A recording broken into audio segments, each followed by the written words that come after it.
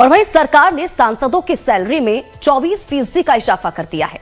संसदीय कार्य मंत्रालय ने इसकी अधिसूचना जारी कर दी है। अधिसूचना के मुताबिक सांसदों को अब 1,24,000 रुपए मिलेंगे। इससे पहले सांसदों को 1 लाख रुपए महीना सैलरी मिलती थी। बढ़ी हुई सैलरी 1 अप्रैल 2023 से लागू होगी। और चलिए अब आपको ये पहले समझाते हैं कि अब सांसदों को कितनी सैलरी मिलेगी।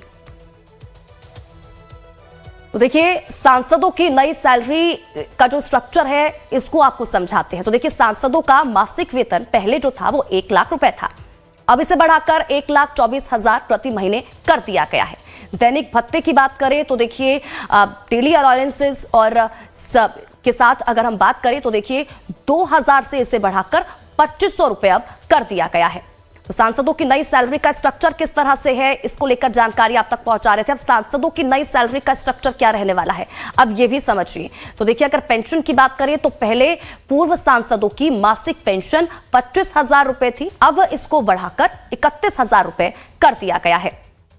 तो वहीं सांसदों की नई सैलरी स्ट्रक्चर को लेकर लगातार हम बात कर रहे हैं। अब अतिरिक्त पेंशन की इस बीच अगर बात की जाए तो देखिए, 5 साल से अधिक सेवा की अगर बात करें तो पहले 2,000 प्रति माह दिया जाता था, लेकिन अब इसको 2,500 रुपए प्रति महीना कर दिया गया है। तो सरकार ने सैलरी में ये इजाफा क्यों किया है इसको भी समझिए। तो महंगाई को ध्यान में रखते हुए ये फैसला लिया गया है, यानी कि सैलरी में ये इजाफा किया गया है। आपको बता दें कि संसद सदस्यों के वेतन, भत्ता और पेंशन में बढ़ोतरी अधिनियम 1954 के तहत दी गई शक्तियों के अनुसार किया गया है। सरकार ने इस संशोधन को आयकर अधिनियम 1961 में उल्लिखित कॉस्ट इन्फ्लेशन इंडेक्स के आधार पर लागू किया है, जिससे कि सुनिश्चित किया जा सके कि सांसदों का वेतन और पेंशन इन्फ्लेशन इंडेक्स के अनुरूप हो। तो देखिए, सरकार का कहना है कि यह फैसला महंगाई और अन्य आर्थिक स्थितियों को ध्यान में रखते हुए लिया गया है, ताकि सांसदों को उनकी जिम्मेदारियों के अनुसार उचित वित्तीय सहायता मिल सके। बता दें कि प्रधानमंत्री नरेंद्र मोदी की सरकार ने 2018 में सांसदों के वेतन और भत्तों की हर 5 साल में समीक्षा करने का नियम बनाया था। यह समीक्षा महंगाई दर पर आधारित होती है। और वहीं सांसद और पूर्व सांसदों के वेतन भत्ते बढ़ाने को लेकर 2018 में ही फैसला हुआ था।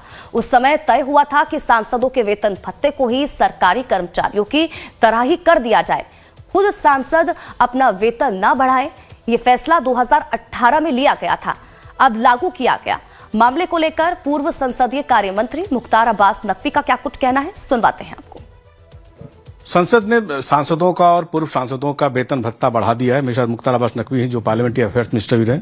सर, आपके समय ये प्रस्ताव आया था और अभी ये प्रस्ताव, देखिए, दुनिया के जितने भी डेमोक्रेटिक कंट्रीज हैं और जहाँ पे पार्लियामेंट है, पार्लियामेंट्री डेमोक्रेसी जहाँ पर है, वहाँ पर एक सिस्टम है कि जो जिस तरह से जो है वो जो और जो संस्थाएं हैं, जो इस तरह से और जो कर्मचारी हैं, उनका जो हर वर्ष नहीं तो 2 वर्ष में जो है वो जिस तरह से सैलरी वगैरह बढ़ती है, तो उससे जोड़ दिया जाए कि अगर बढ़े तो कुछ जो है वो एमपीज की बढ़े। एमपीज खुद जो है पार्लियामेंट में अपनी पे को ना बढ़ाए।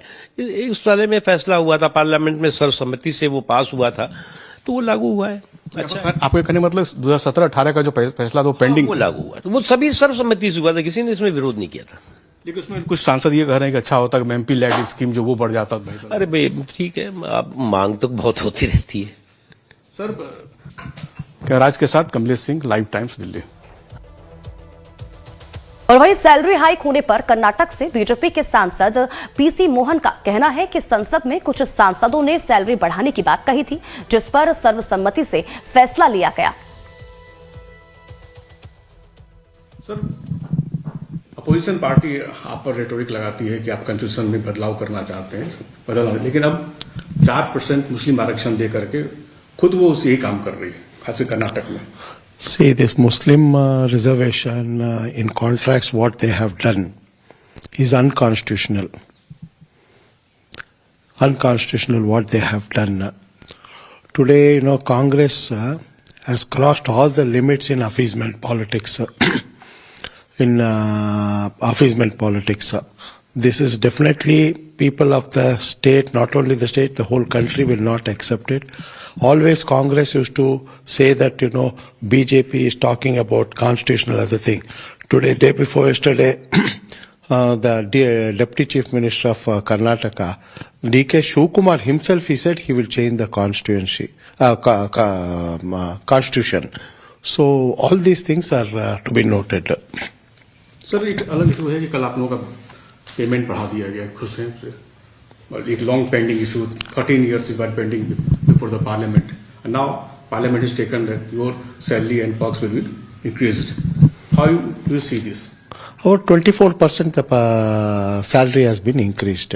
Some of the members wanted it also. They were asking for it also. Are you thinking this is good for country? Some of the members were not whether I asked or no. That's a different question. But some of the members were asking for the increase. और वहीं सांसदों की बढ़ी हुई salary पर राजस्थान से निर्दलीय सांसद राजकुमार रोत का कहना है कि सैलरी बढ़ी ये सरकार का अच्छा कदम है, लेकिन पीएम-एलईडी फंड भी बढ़ता तो बेहतर होता। देखो, देश में जिस तरह से महंगाई वर्तमान में बढ़ रही है उस हिसाब से सभी सांसदों की आशा भी थी, और इसमें मुख्य हमारी जो मांग थी कि एमपी लेड बढ़ाया जाए ताकि हम क्षेत्र की जनता की छोटी छोटी जो समस्या है उसका समाधान कर सके। ये जो सरकार का डिसीजन रहा है उसका भी हम स्वागत करते हैं, क्योंकि क्षेत्र में एमपीएस को घूमना पड़ता है, फील्ड में छोटी मोटी समस्या आती है, आर्थिक समस्या आती है, उसका समाधान आंशिक रूप से मदद मिल पाएगी।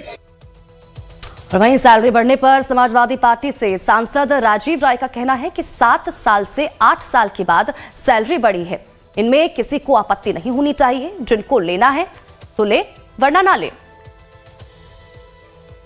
तो मैं भी उस कमेटी में था और अपना नाम मैंने वापस ले लिया था कि मुझे नैतिक रूप से अच्छा नहीं लग रहा था कि मैं किसी कमेटी में बैठकर अपनी तनख्वाह बढ़ाने की बात करूं। लेकिन मुझे बताया गया कि शायद 7 या 8 सालों बाद 20-22 हज़ार रुपया बढ़ा है, तो महंगाई के हिसाब से कोई खास ऐसा नहीं बढ़ा है कि आप उंगली उठा सके। इससे ज्यादा वेतनभोगी कर्मचारियों और अधिकारियों के बढ़े हैं, और हर सांसद सक्षम नहीं होता है। सांसदों का खर्चा उनके जनता के प्रति कितना होता है, चाहे क्षेत्र में हो चाहे दिल्ली में हो, आप समझ सकते हैं।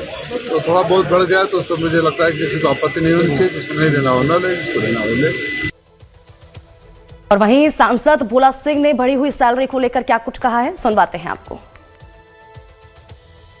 देखिए, अगर देखें तो बहुत पुराने समय से एमपी लेड जो था बहुत पुराने समय से है, और इसमें अभी जीएसटी भी लग गया है।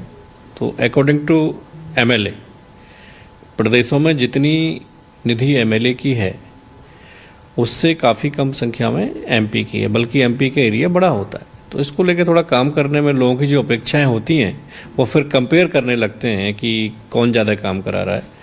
तो मतलब जो मांग है, मांग तो जायज़ है, अब इसमें सरकार जो निर्णय लेगी वो स्वीकार्य है। और वहीं मेरठ से बीजेपी सांसद अरुण गोविल ने बढ़ी हुई सैलरी को लेकर क्या कुछ कहा है, ये भी आपको सुनवाते हैं। हुई है 24,000 उसमें वृद्धि हुई है, क्या कहेंगे? नहीं, कुछ नहीं, अच्छी बात है, बस उतना ही कहना है। सांसदों की सैलरी में 24% तक का हाइक दिया गया है, जिसके बाद अब सांसदों की सैलरी में 1 लाख पर 24,000 रुपए बढ़ जाएंगे।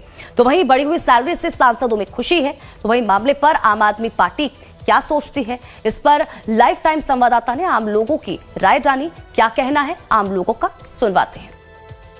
देश में सांसदों के तनख्वाह में वृद्धि हुई है। जाहिर है, पहले उनकी तनख्वाह जहां 1 लाख रुपए थी वहां बढ़ा के 1,24,000 कर दिया गया। इसके अलावा कुछ अनाउंसेस हैं जो उनको मिल रहे हैं। अब ऐसे में देश की जनता इस तनख्वाह बढ़ोतरी को कैसे देखती है, क्या समझती है, ये जानने के लिए हम सीधे आपको लेके चलते हैं जनता के बीच में। क्या कहेंगे, सांसदों की तनख्वाह बढ़ गई है? तनख्वाह तो भैया देखो, अब सरकार में किसी की तनख्वाह कभी बढ़ा ले, दोनों पक्ष विपक्ष कोई बोलता नहीं किसी के बारे में, लेकिन और पब्लिक के बारे में कोई सोचने वाला है नहीं। सब जो ना राजनीति के अखाड़े में जो ना कुश्ती लड़ते रहते हैं, पब्लिक का बुरा होता रहता है। सरकार अपने मजे ले रही है, चाहे कांग्रेस हो चाहे अदर पार्टियां हो, कोई पार्टी हो, सब अपने अपने मन की कर रहे हैं। इस मामले में सब एक हो जाते हैं, और मामला हो तो उसमें पक्ष विपक्ष देखा जाता है। ये हो रहा, पब्लिक का कोई काम हो नहीं रहा, सब अपना मजे ले रहे हैं अपनी अपनी जगह बैठ के। अक्सर दूसरे मुद्दों पे देखा जाता है कि विपक्ष घेर लेता है, लेकिन इस मुद्दे पे कोई शोर शराबा नहीं है, क्या कहेंगे?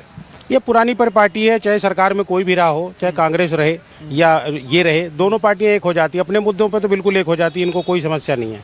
समस्या दूसरे मुद्दों पे, पब्लिक के मुद्दों पे, किसी को पब्लिक को कुछ देना नहीं है, पब्लिक से सब कुछ लेना चाहते हैं, तमाम टैक्सेस लगाती चली जा रही सरकार, कहाँ अंत होगा इसका कोई पता नहीं है किसी को, सब लगाए जा रहे हैं। पब्लिक क्या करेगी, जॉब किसी के पास है नहीं, नौकरी किसी के पास है नहीं, बस ये कि राशन बांटो और पब्लिक का वोट लो। क्या कहेंगे, सांसदों की सैलरी जो है 1 लाख से 1,24,000 हो गई है।